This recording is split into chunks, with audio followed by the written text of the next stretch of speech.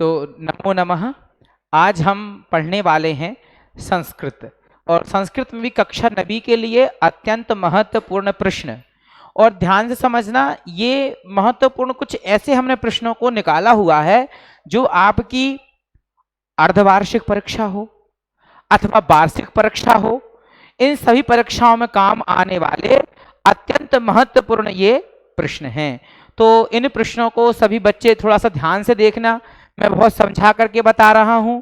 आप चाहो तो इसको YouTube पर सौरभ संस्कृत चैनल पे भी देख सकते हो, और जो भी चैनल पे देख रहे हैं वो चाहें तो इन प्रश्नों को नोट कर लें, और नोट करके इनको आप रिवीजन करें, याद करें। इन सारे प्रश्नों को मैं समझा करके बताता हूं, और ये निश्चित मानना कि अर्धवार्षिक परीक्षा में और वार्षिक परीक्षा में ये महत्वपूर्ण प्रश्न साबित होंगे। ठीक है, तो इनको बड़े ध्यान से समझना सभी।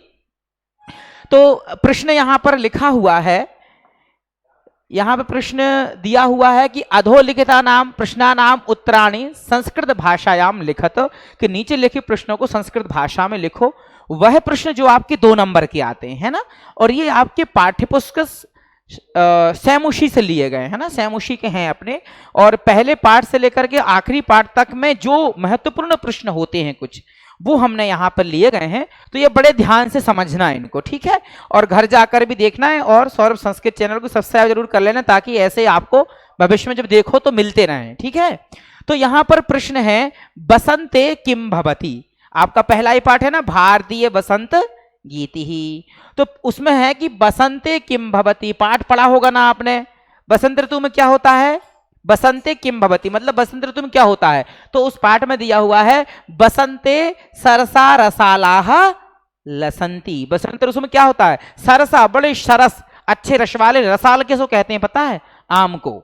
तो बसंत ऋतु में क्या होता है, सरसा रसालाह लसंती। बोलिए, बसंते किम भवति, बसंते सरसा रसालाह लसंती। और ये पहले पाठ का बहुत महत्वपूर्ण क्वेश्चन है कई बार, क्योंकि आपके प्रश्न कितने आते हैं पता है, कितने प्रश्न आते हैं, 5 आते हैं। करने 5 होते हैं, आते 10 हैं, अथवा सहित, अथवा में आते हैं। तो ये उन महत्वपूर्ण प्रश्नों में से निश्चित है। तो इस प्रश्न को आप निश्चित याद रखिएगा, बसंते किम भवति, बसंते सरसा रसालाह लसंती। बसंते, देखो बसंते किम तो है ही, किम हटाकर को आपको सरसा रसालाह लसंती। संस्कृत का एक बहुत अच्छी बात होती है कि इसमें थोड़ी सी पॉइंट चेंज करना होता है और पूरा का पूरा आंसर आ जाता है। तो हम जब प्रश्नों को अच्छे से समझते हैं ना, तो याद करने में हमको मतलब सरलता होती, ये एक थोड़ा विषय है। तो आपको मैं इसलिए समझा रहा हूं कि आप याद कैसे कर सकते हो। बसंत मतलब हमारी ऋतुएं कितनी होती हैं, 6 ऋतु होती है ना।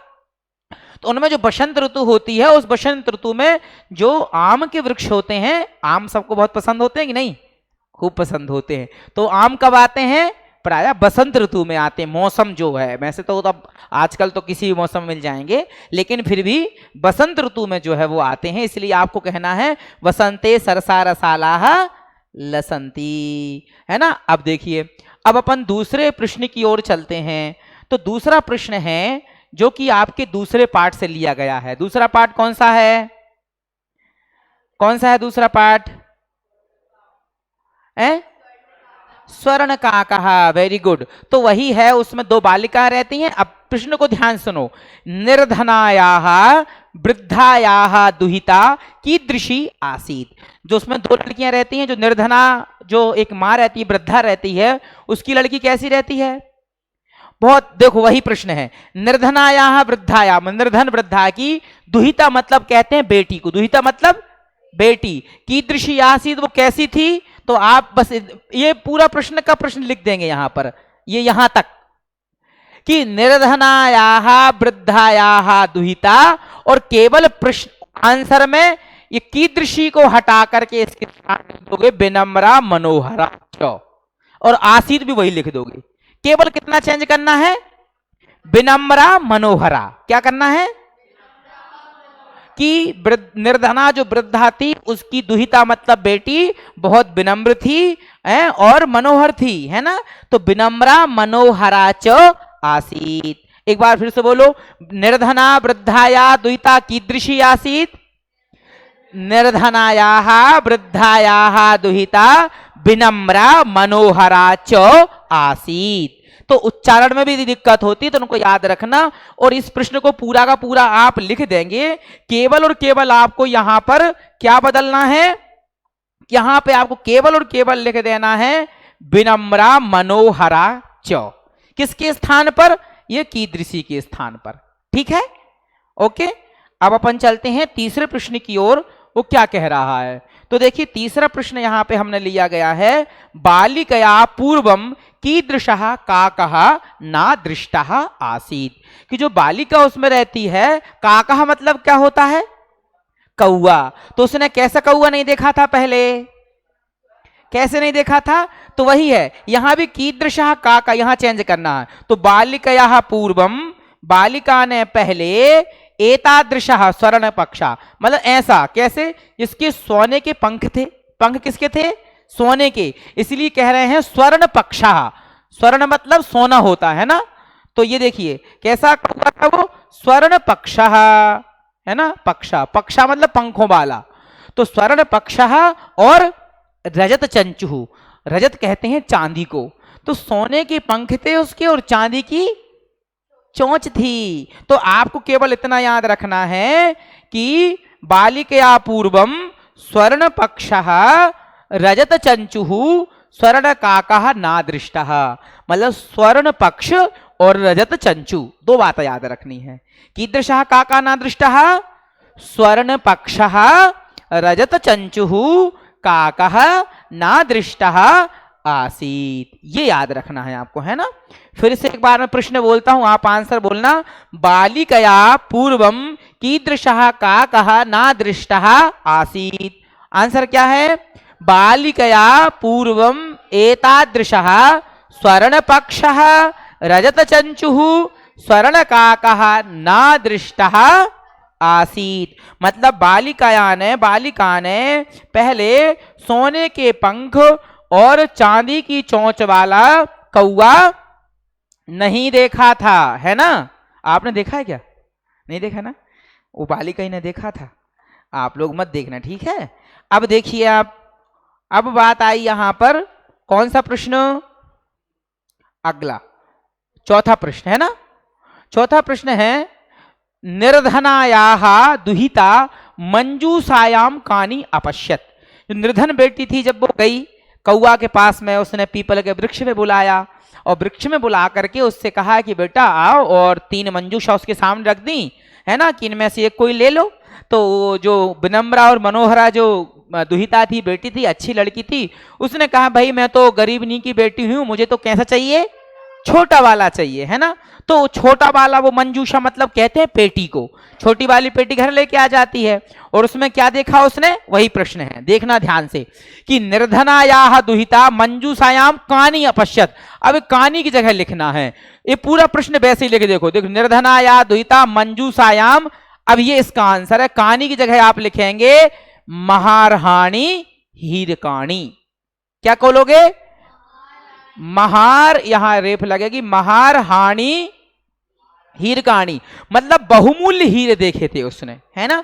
जब छोटी आकर के मंजूषा को खोला और खोल करके देखा उसमें बहुत कीमती हीरे हैं। इसलिए प्रश्नों को समझना। कह रहे निर्धना या दुहिता मतलब निर्धन की बेटी ने मंजूषाया मतलब पेटी में कानी अपश्यत क्या देखा, तो आपको बताना है उसने महारहाणी हीरकाणी, बहुमूल्य हीरे जवाहरात देखे, है ना।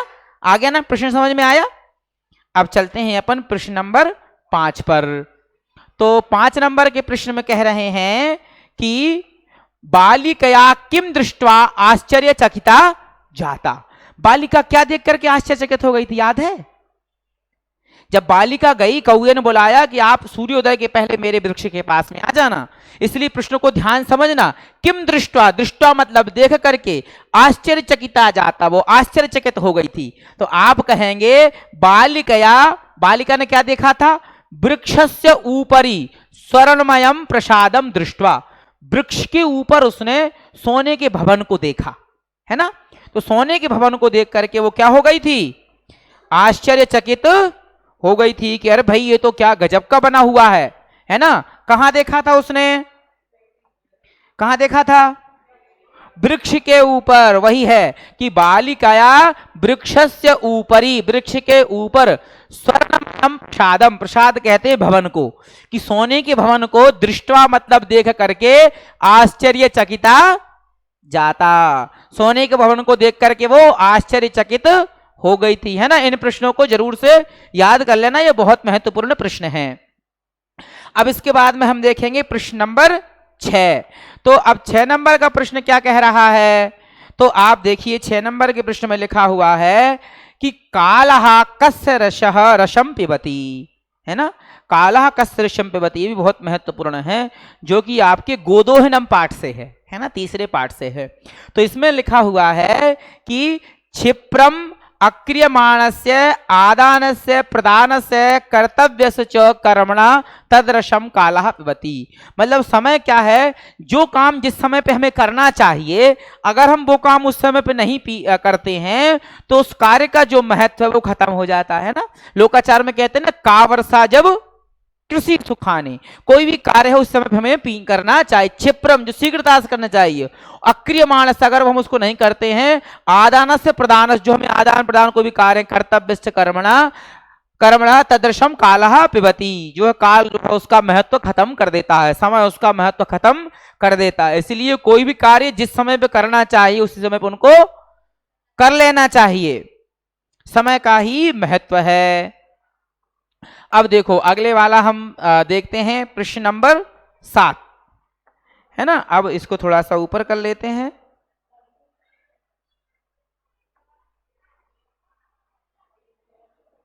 चला जा, हाँ। अब देखिए प्रश्न नंबर आया 7, यत्नेन किम रक्षेत, यत्न से किसकी रक्षा करना चाहिए, वित्त की या वृत्त की, बताओ किसकी रक्षा करना चाहिए। वित्त किसे कहते हैं, वित्त कहते हैं धन को, पैसा, धन का हो चाहे पैसा का हो। और वृत्त किसे कहते हैं, वृत्त मतलब हमारा कैरेक्टर, जिसे हम कहते हैं अपना चरित्र, है ना। तो श्लोक आया ना, वृत्तम यत्नेन संरक्षेत वित्त में च याति च अक्षीणो वित्तता क्षीणो वृत्त तस्तु हतो हतः, हमें हमेशा क्या करना चाहिए, हमारे चरित्र की रक्षा करना चाहिए। ध्यान रखना इस बात को कि किसकी रक्षा करना चाहिए, वृत्तम की, वृत्त की रक्षा करना चाहिए, वृत्तम यत्नेन संरक्षेत, ठीक है। तो आपको आंसर में इसलिए यहां पे लिखा हुआ है कि देखो यहां पे लिखा है ना, यत्नेन वृत्तम रक्षेत, क्या करना, किसकी रक्षा करना चाहिए, यत्न से वृत्त की, वृत्त मतलब चरित्र, हमारा कैरेक्टर, है ना। तो इसलिए हमें ध्यान पूर्वक धन की, धन तो क्या है, एति च याति च, धन तो आता है जाता है, लेकिन अगर कैरेक्टर एक बार चला गया, हमारा चरित्र चला गया, क्या वो दोबारा लौट के आएगा, नहीं आएगा। इसलिए हमें यत्न पूर्वक, सारे प्रयास पूर्वक हमारे चरित्र की रक्षा करनी चाहिए। तो जब ये प्रश्न आता है ना, तो यहां पे किम हटा देना और किम को हटा करके वहां लिख देना वृत्तम। तो यत्नेन वृत्तम रक्षेत, कई बार पूरा लिख देते हैं, तो इसके इस तरफ वाला मत लिखा करो, ठीक है, ये ध्यान रखना। कई बार बच्चे क्या करते हैं, पूरा का पूरा ये लिख देते हैं, तो आपको ध्यान रखना है इस वाले प्रश्न में कभी भी इस तरफ का जो भाग है वो नहीं लिखा जाएगा। और यहां से किम को हटा देना और किम के स्थान में क्या लगा दोगे, वृत्त को। देखो वो हो गया, यत्नेन वही है, किम हटा दिया, किम की जगह लग दिया वृत्तम, और रक्षेत ये है ही, समझ में आ गया ना। तो यत्नेन वृत्तम रक्षेत, ठीक है। अब देखिए प्रश्न नंबर 7 के लिए, 8 के लिए। अब प्रश्न नंबर 8 आपका कह रहा है, जंतवः केन तुष्यति, तुष्यंती, जंतवः मतलब जीव जंतु जो है कैसे प्रसन्न होते हैं। कोई भी जीव जंतु है, अगर कुत्ता भी है ना, उससे प्यार से बोलो और जा जा ले ले ले, तो वो भी आ जाएगा, है ना। गाय को कह दो कि रोटी लेके आ जा, ले ले ले, तो आ जाएगी। तो कभी भी कोई भी जंतु होता है, मतलब जीव होता है, वो कैसे प्रसन्न होते, तुष्यंती मतलब प्रसन्न होना, हमारी प्यार की वाणी से, हमारी प्रेम की वाणी से, हमारी अच्छी वाणी से। तो वही कह रहे हैं आप, जंतवः मतलब जंतु, प्रिय वाक्य मतलब अच्छी वाक्य, प्रदानेन मतलब प्रदान करने से, अच्छी बात बोलने से, तुष्यंती मतलब प्रसन्न होते हैं। प्रश्न कह रहा है जंतु कैसे प्रसन्न होते हैं, किसके द्वारा प्रसन्न होते हैं, तो किसके द्वारा प्रसन्न होते हैं? प्रिय वाक्य के द्वारा। तो आप ये कहिए, जंतवः प्रिय वाक्य प्रदानेन तुष्यन्ति। जंतवः केन तुष्यन्ति? जंतवः प्रिय वाक्य प्रदानेन तुष्यन्ति। तो यहां आपको केन की जगह क्या करना है? केन की जगह करना है प्रिय वाक्य प्रदानेन।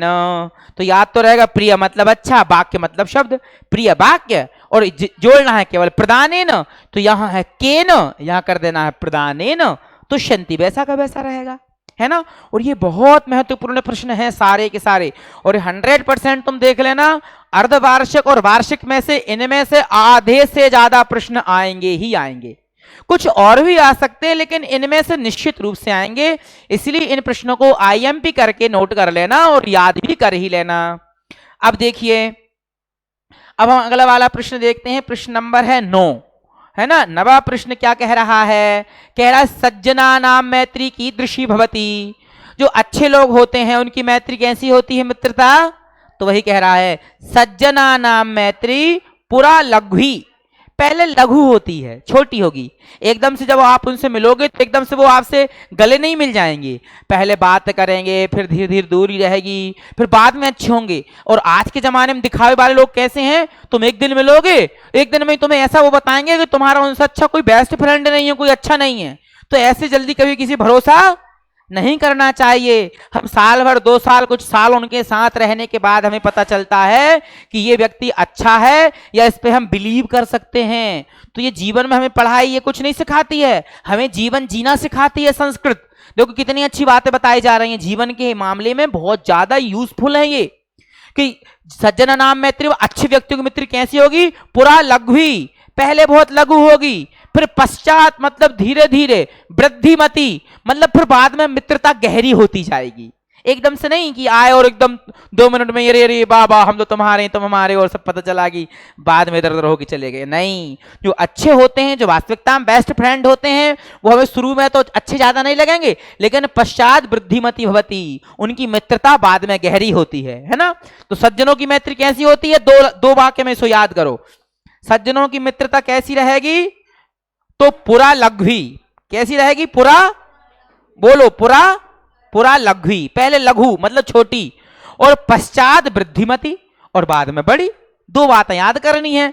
सज्जन नाम मैत्री कीदृशी की जगह पे यहां तक पूरा प्रश्न लिख दोगे कि सज्जन नाम मैत्री पुरा लघ्वी पश्चात च वृद्धिमती भवती। भवती यहां है ही, थोड़ा सा याद करना है कि पुरा लघ्वी पश्चात वृद्धिमती च भवती।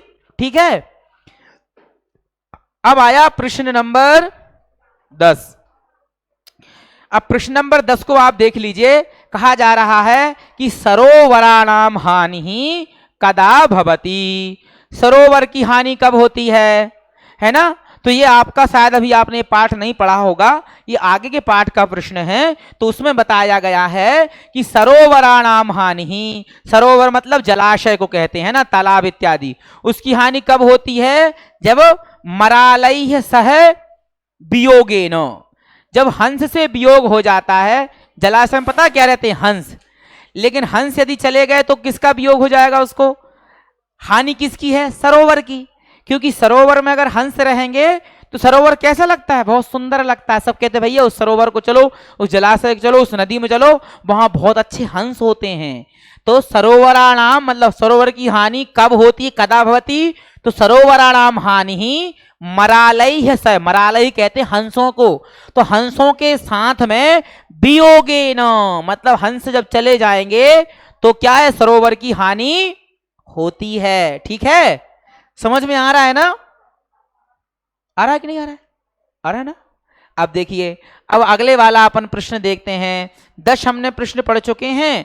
अब हमें प्रश्न देखना है 11वां प्रश्न। तो 11वां प्रश्न हमारा कैसे होगा?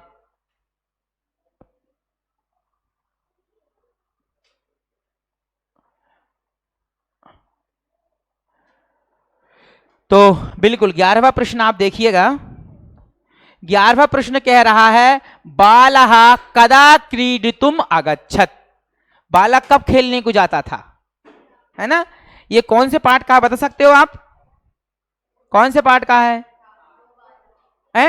भ्रांतो बालः, वेरी गुड।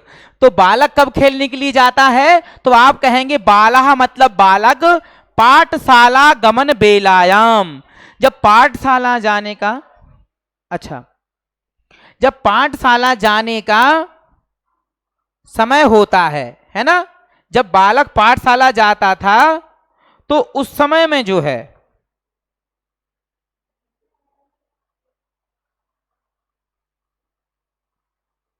ठीक है,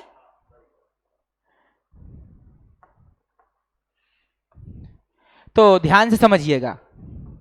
कहा जा रहा है कि बालः कदा क्रीडितुम अगच्छत्, तो बालः पाठशाला गमन बेलायाम, जिस समय पाठशाला जाना चाहिए उस समय वो कहां जाता है?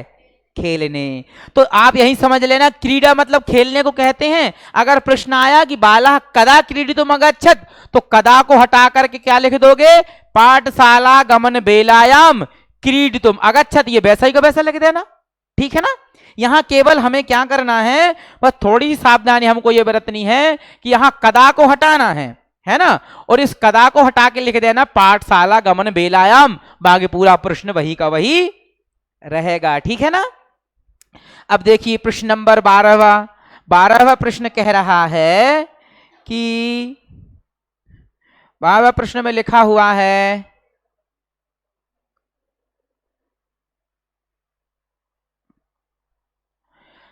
बारहवां प्रश्न आपका कह रहा है कि स्वातुलाव याचमानम जीर्ण धनम श्रेष्ठी किम अकथयत।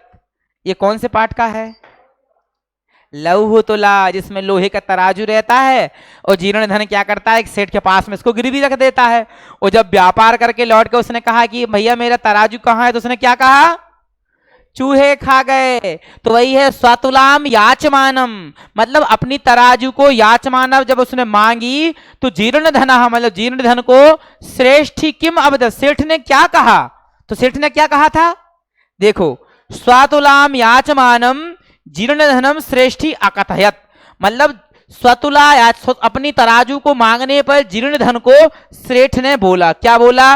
भो, अरे त्वदीया तुला, तुम्हारी तराजू मूसकैः भक्षिता, तुम्हारी तराजू को तो मूसकैः मतलब चूहों के द्वारा खा लिया गया है। मतलब तुम्हारी जो तराजू थी वो किसने खा ली?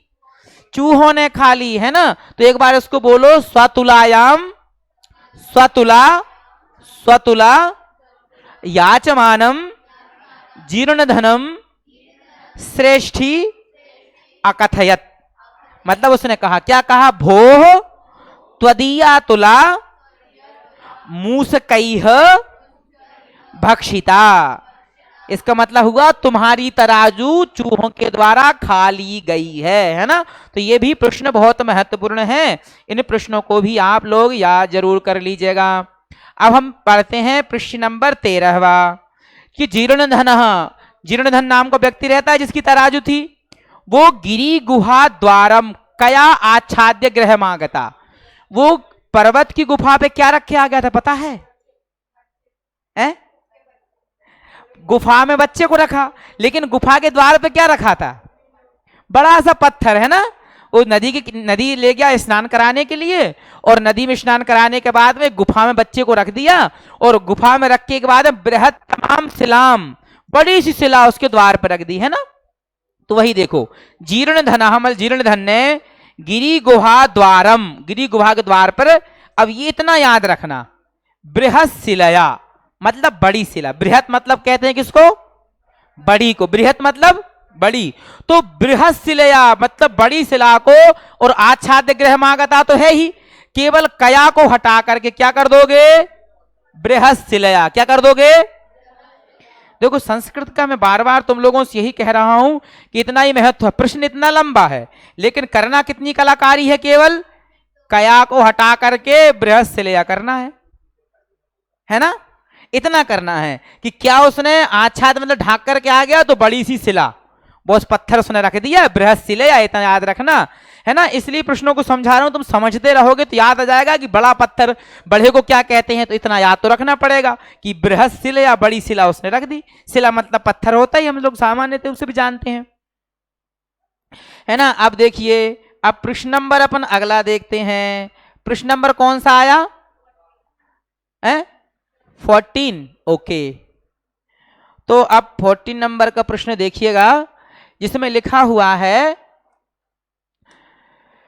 क्या लिखा है कि स्नानांतरम, मतलब जब जीर्ण धनुष नहाने के लिए नदी ले गया था ना सेठ से, तुम्हारे बेटे को मैं ले जा रहा हूं, तो स्नानांतरम पुत्र विषये पृष्ठः, स्नान के बाद में जब पुत्र के विषय में पूछा कि क्यों भैया हमारा बेटा कहाँ है, तुम नहाने के लिए ले गए थे, तो बणिक पुत्रः श्रेष्ठिम किम अकथयत, बणिक पुत्र ने सेठ से क्या कहा, क्या कहा था उसने, याद है?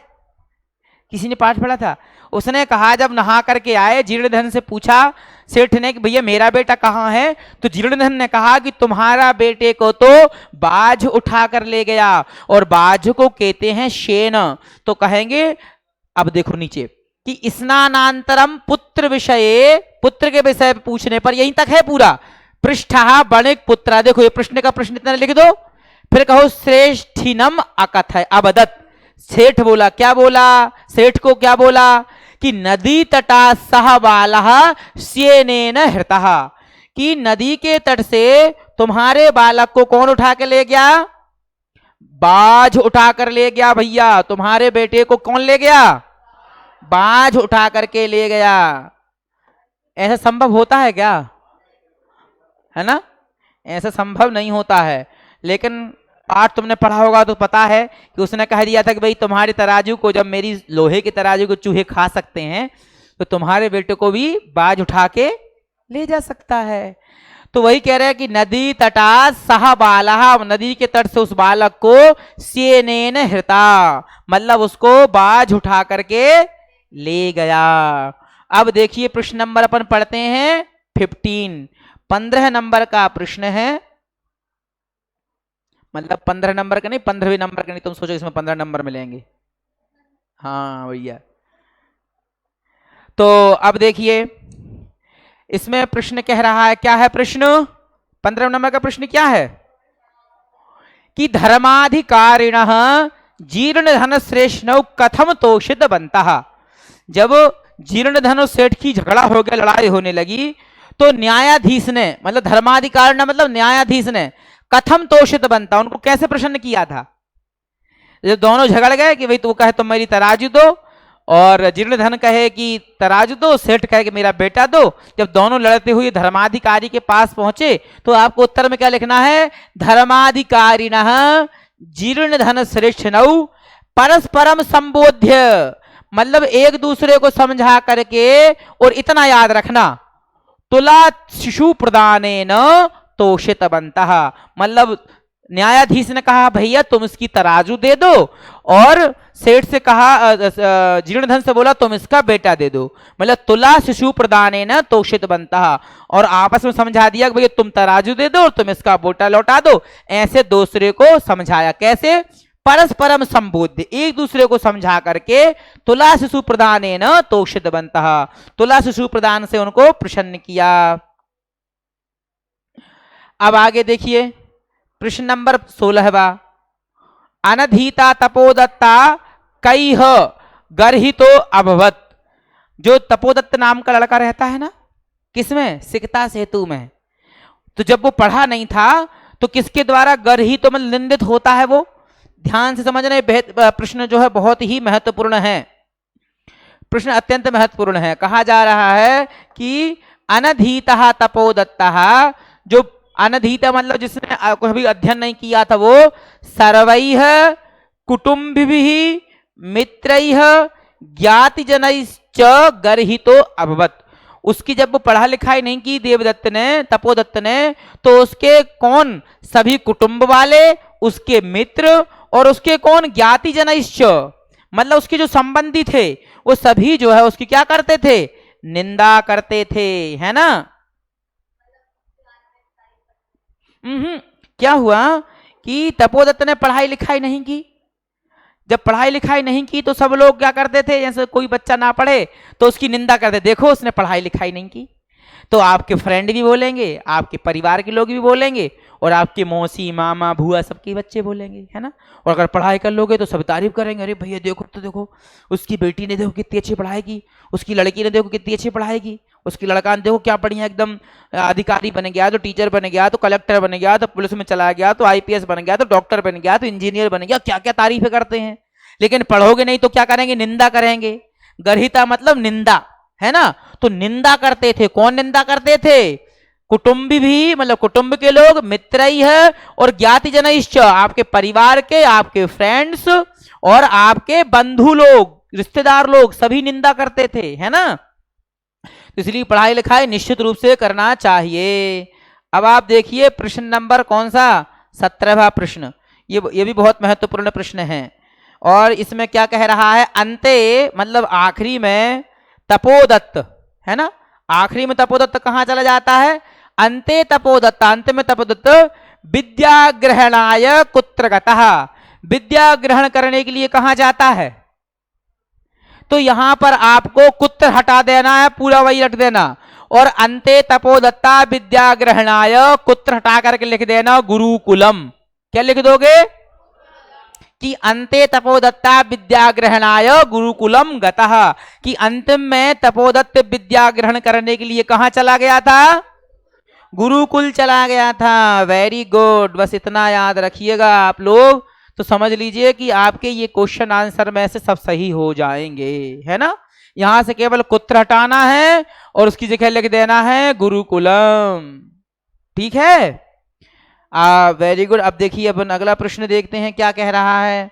तो अगला प्रश्न कह रहा है आपका प्रश्न नंबर 18वां, कि जटायोः पश्य इति का वदति। जटायोः पश्य, ये किसने कहा था, किसी ने पाठ पढ़ा था ना, ये जटायोः शौर्यम, उस पाठ का है। तो जटायोः पश्य इति सीता वदति, कि जटायु देखो मुझे हरण करके ले जा रहे थे, कौन बोला था, सीता जी ने कहा था। तो आपको ये पूरा प्रश्न लिख देना है और का की जगह लिख देना है सीता, बस इतना करना है इस प्रश्न में। का की जगह क्या लिख दोगे, सीता, बस यहां लिख देना है, ये लिखा है का, और का की जगह लिख दोगे सीता, तो पूरा का पूरा फिर बाकी आगे पीछे का वही लिख देना, आंसर पूरा हो गया, ठीक है ना, बिल्कुल। अब देखिए प्रश्न नंबर आपका आया 19वां, ठीक है। तो 19वां प्रश्न आपका कह रहा है कि जटायु केन वाम बाहुम दंशति, जटायु को किसके द्वारा वाम बाहुम रखा गया था। तो जटायु केन किसके द्वारा, तुंडेन मतलब अपनी उससे चोंच से, है ना, सूंड से, अपनी वाम बाहुम दंशति में, जटायु ने तुंडे ने केवल सूंड के माध्यम से वाम बाहुम, है ना, वाम बाहुम रखे रहा था। अब इसके बाद में प्रश्न नंबर कौन सा आया आपका 20वां, इसमें लिखा है प्रकृते है प्रमुख तत्वानि कानि संति, अपने पृथ्वी के प्रमुख तत्व कौन से हैं। तो ध्यान से देखो, पृथ्वी ही जल, तेजः मतलब अग्नि, और वायु, और वायु का आकाश, वायु और यहां आकाश है ना, वायु और ये आकाश, है ना, आकाश चेति प्रकृत्या प्रमुखानि तत्तानि, मतलब पृथ्वी, जल, अग्नि, वायु और आकाश, ठीक है। ये कितने तत्व हैं पृथ्वी के, ये प्रमुख तत्व है, 5 तत्व है ना। तो प्रकृत्या प्रमुखानि तत्वानि संति, ये वायु के जो है कितने हैं, प्रमुख तत्व हैं इसके, सॉरी प्रकृति के। अब देखिए प्रश्न नंबर आया आपका अंतिम प्रश्न है ये इस क्रम में। तो इसमें आप देखेंगे कि कहा जा रहा है कि स्वार्थांधः मानवः किम करोति, स्वार्थ में अंधा मनुष्य क्या करता है। तो स्वार्थांधः मानवः पर्यावरणम नाशयति, किम की जगह आपको केवल पर्यावरण करना है, कि स्वार्थ में अंधा मनुष्य क्या करता है, पर्यावरण को नष्ट करता है, अपना स्वार्थ देखते हैं कि हमारा लाभ किसमें है, प्रकृति को हानि पहुंच रही है कि लाभ पहुंच रहा है, इसमें उन्हें कोई लेन देन नहीं। इसलिए हमेशा हमें स्वार्थ के ऊपर उठ के जीना चाहिए और ऐसे कुछ काम करना चाहिए कि हमारी प्रकृति की भी रक्षा हो। तो इस प्रश्न में आप केवल यही देखेंगे कि यहाँ केवल आपको क्या करना है, यहां केवल आपको किम को हटाना है और किम को हटा करके रख देना पर्यावरणम, और आंसर हो जाएगा सही। ऐसे ही हम आपको अच्छी वीडियो और देते रहेंगे। सौरभ संस्कृत के सब्सक्राइब कर लेना, है ना, और उसमें महत्वपूर्ण आपको व्याकरण भी पढ़ाई जाएगी, सब सारा चीजें आपको मटेरियल उपलब्ध होता रहेगा। फिर मिलेंगे अपन। नमो नमः।